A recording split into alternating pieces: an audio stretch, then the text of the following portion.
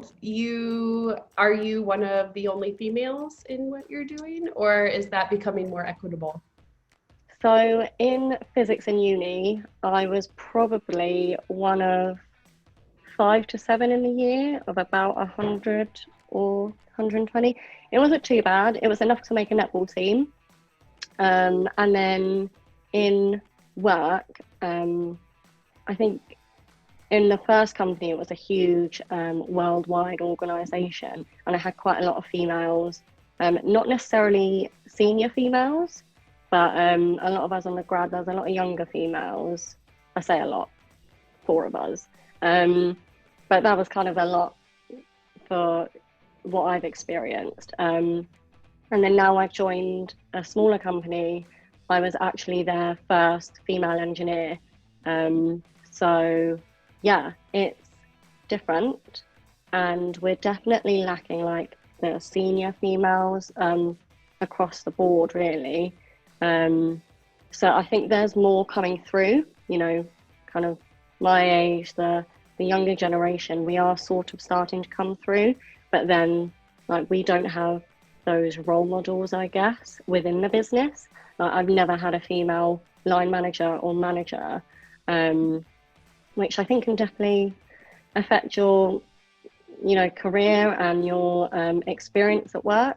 Because it's definitely there were some really difficult times, like with kind of sexism and stuff in the workplace, and having not no one to go to, but having to go to a senior male about it is difficult. Mm-hmm.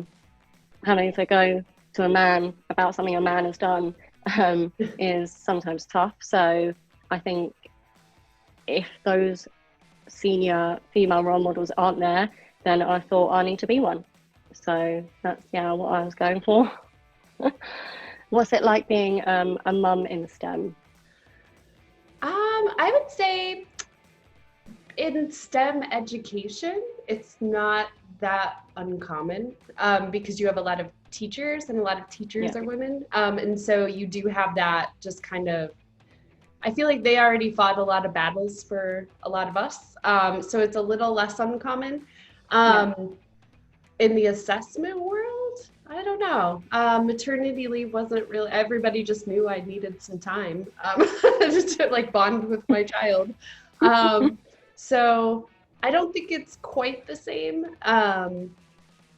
But in terms of time, it is very, very difficult to do conferencing with a child. And so especially promoting a book and promoting my own business, I have to have a booth at expos sometimes, and that's a whole week. And so there was one summer that was like, I think I had 3 conferences, and my son gets so distraught. It just breaks my heart. But he doesn't get distraught when daddy goes to a conference, and it's like, that's so unfair. So I'd say that's the harder part, is the like double standard that there is for the dad and the mom a little bit. Like, because my husband still does 50% of everything, but my son and our families, you kind of get a little more of the, well, it's you leaving.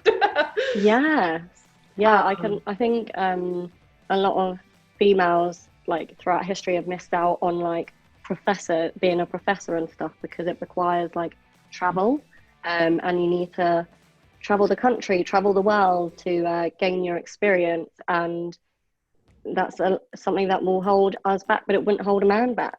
Definitely. And one of the things I've noticed with the American Chemical Society, at least, is that they've started to have daycares on site at the conferences. They've got these little camps for them.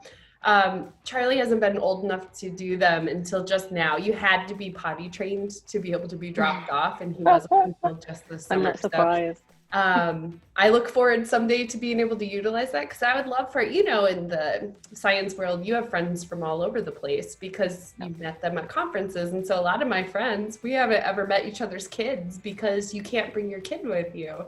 Where now we'll be able to do that, and that'll be nice, I think. That's amazing. Yeah. It's really nice to see that companies are making changes like that, and that, being a female working, it shouldn't have to hold you back. Like, you shouldn't have to say no to stuff because you're a mum. And like, it should be the same for us as it should for men. And yeah, it's good Yeah, that I things think are we definitely changing. have a bit of a difference in the US than the UK on that as well. Because in the US, I think standard is 6-week maternity leave compared to what the UK has. And then paternity leave is a pretty new concept around here. And so there's definitely a difference in that. There's a lot of pressure put on women here to get back to work as soon as you can.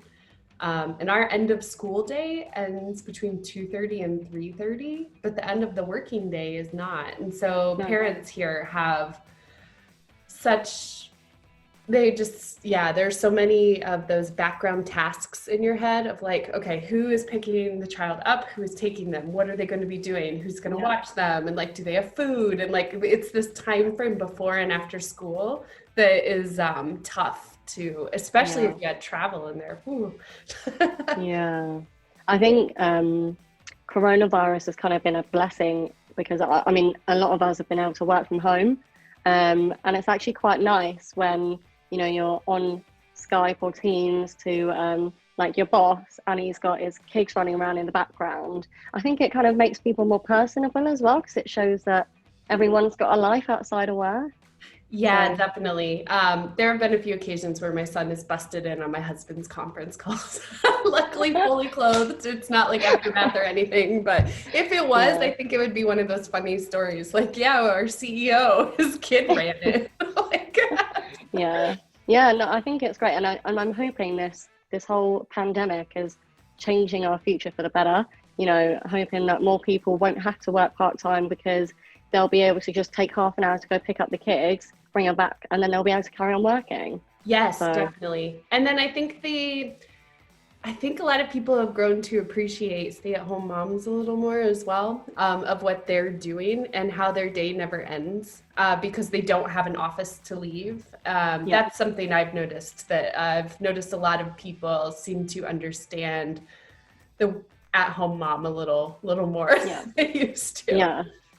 I mean, both me and my partner are working from home, so we just have 2 laptops, 2 monitors, like all of it, all on our dining table because we've got nowhere else to go. And then you log off, and then you walk over to the sofa in the living room, and it's just in your eye line, like all evening you can see your workstation. So it's like just not quite the same. It's not like a door you can shut, to kind of log off properly. That's been showing, at least Americans, because I know in the UK, you guys are a little bit more protective of your time on weekends and evenings. We're here on a Saturday, you could get a call from your boss, like, hey, I need you to turn this in, or like, oh, I know it's the weekend, but, and so here we don't protect our time quite as much as that. And I think that people are starting to see that without that door shutting and being able to leave the office, of just how pervasive that is and how maybe that's not great. So maybe that'll be better for us in America. Yeah, I mean, in our company, our board has like actively discouraged people from sending emails outside the working hours. So they said, we don't care if you're working outside those hours, that's fine. But if you send an email to someone and they receive it at 10 o'clock at night, they might feel pressure to then address it. So if you, for whatever reason, have to work outside of working hours, like, don't email other people whilst you're doing it. So I think that's like really healthy. That needs to be done. So yeah.